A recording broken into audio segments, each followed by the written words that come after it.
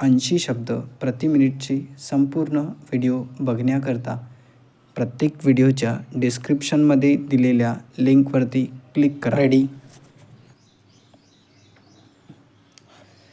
आरोपीवर मुंबई दारूबंदी अधिनियम कलम 66(ब) प्रमाणे खटला दाखल आहे.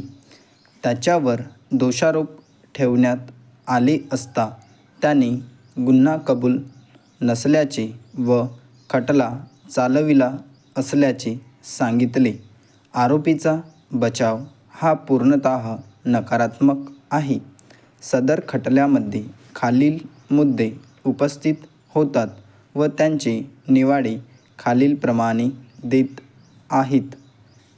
या खटल्यामध्ये सरकार पक्षाने राज्य उत्पादन शुल्क उत्पादनाच्या अनिल साक्षीदार नंबर 1 याला निवाडे 17 कडे तपासले आहे व तपासी अंमलदार निरीक्षक प्रशांत साक्षी नंबर 3 यांना नि 21 कडे तपासले आहे. तसेच पंच साक्षीदार विजय राणे साक्षीदार नंबर 2 यांना नि 19 कडे तपासले आहे. या व्यतिरिक्त सरकारी पक्ष कागदोपत्री पुरावा फिर्याद नि 18 वर मुद्देमाल जप्तीचा पंचनामा नि 20 यावर विसंबून आहे.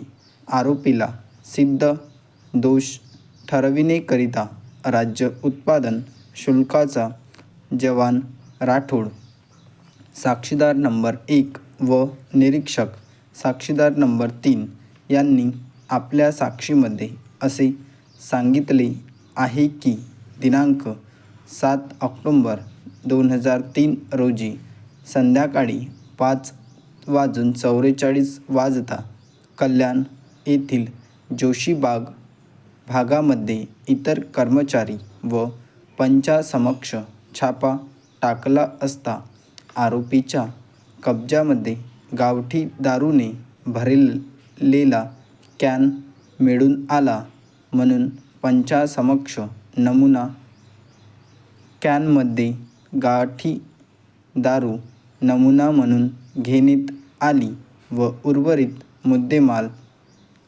नि 20 कडील पंचनामा करून जप्त करण्यात आली.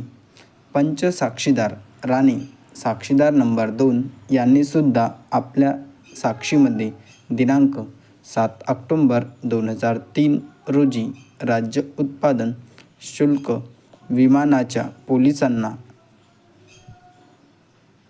आरोपाच्या कब्जातून नि 20 कडील पंचनामा करून गावठी दारू जप्त केल्याचे सांगून इतर साक्षीदाराच्या साक्षीला पुष्टी दिली आहे.